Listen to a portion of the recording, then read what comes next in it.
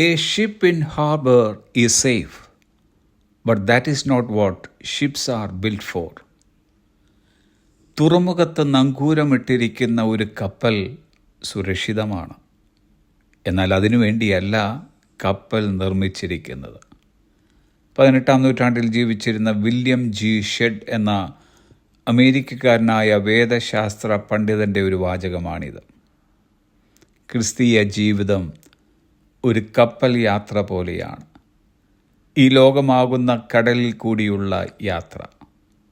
ചില സമയങ്ങളിൽ കടൽ ശാന്തമാകുന്നു, എന്നാൽ പെട്ടെന്ന് പ്രതീക്ഷിക്കാത്ത നിലയിൽ കാറ്റും കോളും തിരമാലകളുമെല്ലാം പ്രതികൂലമായി കടന്നു വരുന്നു.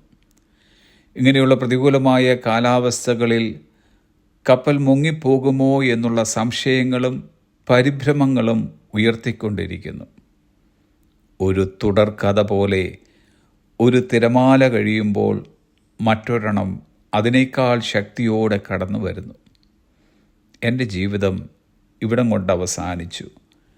ഇനി എനിക്ക് പിടിച്ചു നിൽക്കുവാൻ കഴിയുകയില്ല.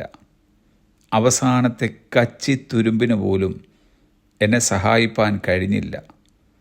ഇതെന്തൊരു ജീവിതം എന്ന് പറഞ്ഞ് കഴിയുന്ന ആരെങ്കിലും ഈ സന്ദേശം കേൾക്കുന്നുവെങ്കിൽ ദൈവത്തിൻ്റെ പരിശുദ്ധാത്മാവിനെന്ന് നമ്മോടെല്ലാവരോടുമായി പറയുവാനുള്ളത് യെശയ്യാപ്രവചനം 43-ാം അധ്യായം.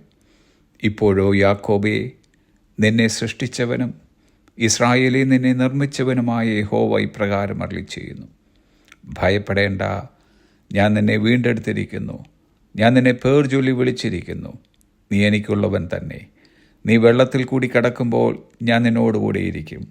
നീ നദികളിൽ കൂടി കടക്കുമ്പോൾ അവ നിൻ്റെ മീതെ കവിയുകയില്ല. നീ തീയിൽ കൂടി നടന്നാൽ വെന്തു പോകുകയില്ല. നിൻ്റെ ദൈവവും ഇസ്രായേലിൻ്റെ പരിശുദ്ധനുമായ യഹോവ എന്ന ഞാൻ നിൻ്റെ രക്ഷകൻ.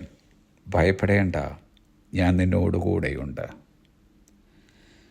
16-ാം വയസ്സിൽ വീട്ടുകാരെയും നാട്ടുകാരെയും നോക്കാതെ സുവിശേഷ വേലയ്ക്കായി വീട് വിട്ടിറങ്ങിയ ഒരു അനുഗ്രഹീത സഹോദരിയായിരുന്നു 1914-2002 കാലഘട്ടത്തിൽ ജീവിച്ചിരുന്ന അന്നമ്മ മാമൻ.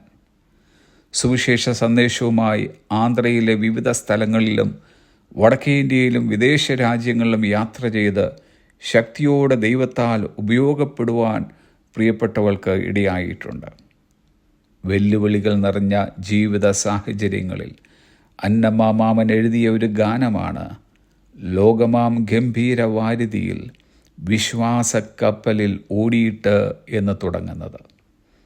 ഡിയർ ഫ്രണ്ട്സ്, ഈ ലോകമാം ഗംഭീര വാരിധിയിൽ വിശ്വാസക്കപ്പലിൽ യാത്ര ചെയ്യുന്നവരാണ് നാം ഓരോരുത്തരും.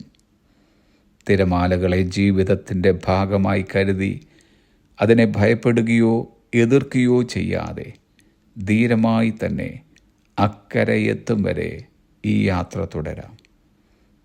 നമ്മുടെ കപ്പലിൻ്റെ ചുക്കാൻ പിടിച്ചിട്ടുള്ള യേശു കർത്താവ് നമ്മെ വഴിയിൽ വെച്ചിട്ടേച്ചു പോകുന്നവനല്ല. അവിടുന്ന് നമ്മെ സുരക്ഷിതമായി മറുകരയെത്തിക്കുന്നവനാണ്.